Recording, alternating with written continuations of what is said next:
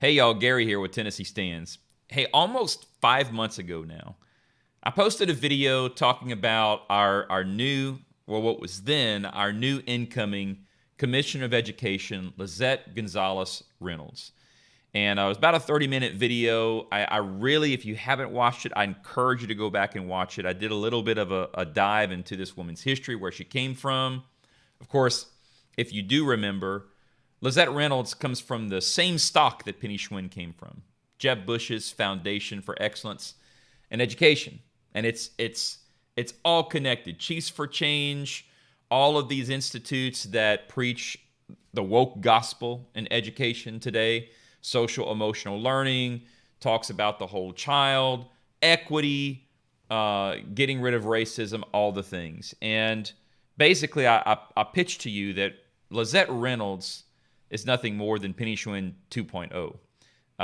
But actually, I think we're going to the next level now here in Tennessee. So if you thought Penny was woke, you haven't seen anything yet. And so what I want to bring to you today is Lizette Reynolds, our new Commissioner of Education, appointed by Governor Bill Lee, just made her first major hire. This person is called, their title is the State Turnaround Superintendent. So the idea is that she's going to turn around, you're going to use these fancy methods for turning around failing school districts. Her name is Bren Elliott. Dr. Bren Elliott. Dr. Bren Elliott, guess where she comes from? Washington, D.C. School district. Do you think that there's any similarities between a Tennessee school district and a Washington, D.C. school district? Do you think we have anything to glean from how they're running their education system in Washington, D.C. here in Tennessee? Well, your new Commissioner of Education thinks we do. And so I want to show you a couple of things about Bren Elliott. Before I do that, I want to show you a quick clip. Again, this is all built around racism. If you go back and you remember what I said about Lizette Reynolds, her entire background, her entire training, everything she's been through, and I'm going to show you this clip about the Pahara Institute, something that she was a part of for over 2 years, informing her worldview and how she sees her role in education. And it's all about eradicating racism. And so check this video out, because it's important, because this is going to connect the dots. This is exactly where we're going now with this new superintendent that we've brought in, Bren Elliott. But really quick, here's a clip on Lizette Reynolds. What is the Pahara Institute all about? Well, of course, their mission is to strengthen and sustain values-driven leaders who are transforming public education so that every child is prepared to lead a free and fulfilling life. But it doesn't end there. You have to understand the core of who they are. And so let's go to the equity tab. Again, this is who shapes the education mindset of your incoming Commissioner of Education, hired by conservative Christian governor, 7th generation Tennessean, Bill Lee. Listen to this. We are committed to eradicate. I'm going to expand this a little bit so that you can really see it. We are committed to eradicating all types of inequity. We center issues of race and racism as first order priorities. Our focus on race and racism is both moral and strategic. Morally, given our country's history with race and racism, we believe we are bound to prioritizing solutions to this particular form of injustice. And I want to go right here to this fourth paragraph. Listen to this.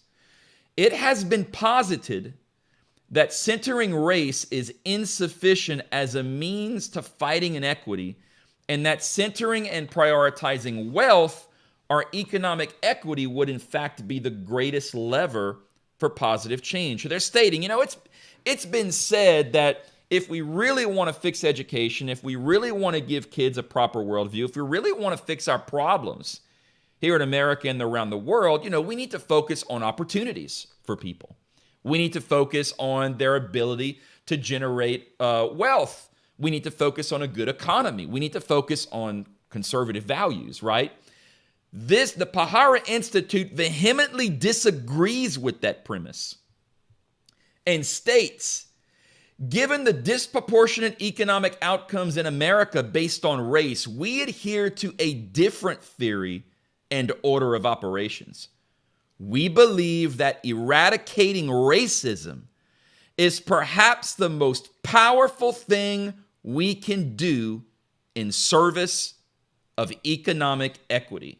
All right, so much of her training revolves around all the things, equity, right? All things equity. But they're more overt than just saying the word equity. They are telling you their main mission is to eradicate racism. And so now enter our new State Turnaround Superintendent, Bren Elliott. This is an interview that she did. She's getting some new national award, whatever. She's done such a great job in Washington, D.C. And so this is her view and her intentions, I believe, really, in coming here into Tennessee. Listen to this. So right now I serve as our chief for school improvement and supports, and I lead a number of equity levers, including our school-based staff and school leader evaluation systems, all of our student support work, from mental health, health services support to vulnerable populations. Our work that is the culture-facing work, really focused on becoming a whole child-centered anti-racist school district. And then finally, the work in school improvement. And so comprehensive school planning. So that is some work that I lead, as well as our high school redesign work that we're super excited about, redesigning schools from the lens of our students. And then finally, our support for our lowest performing schools. So really, how do we strategically and assertively and accelerate achievement for those who have furthest from opportunity? So tell me, what are you most proud of in terms of your equity and social justice work that really is behind why you're receiving this award and being recognized? Yeah, it's so many things. So I'm going to try to get it down to one.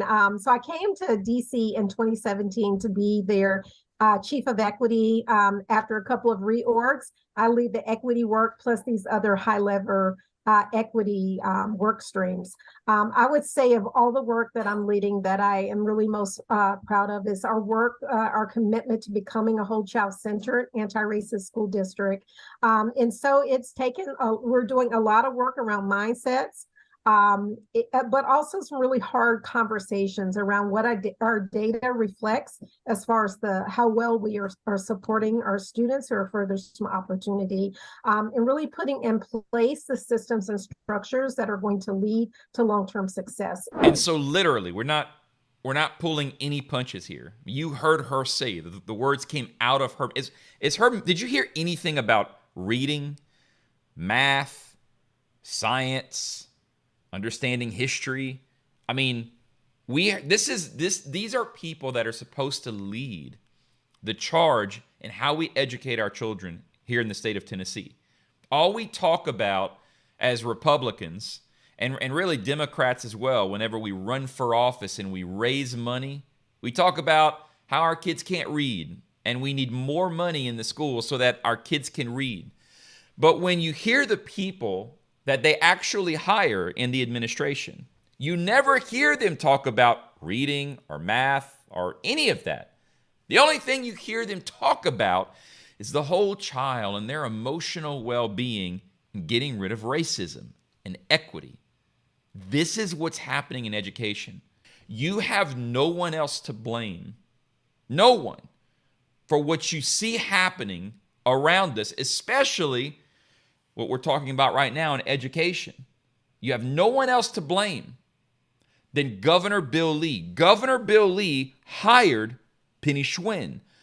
Governor Bill Lee hired Lizette Gonzalez Reynolds, someone who now just brought in Bren Elliott, whose mission it is to make Tennessee schools less racist.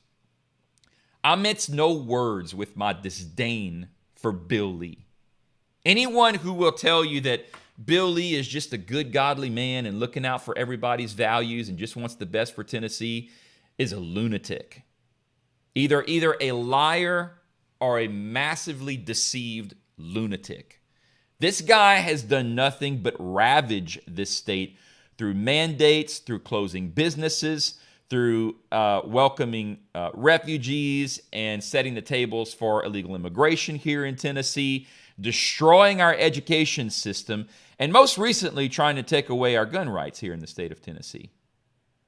It's insane that any Republican in their right mind would in any way, shape, or form have anything good to say about Governor Bill Lee. I'm going to say this and I'm going to close here. The problem is not the left.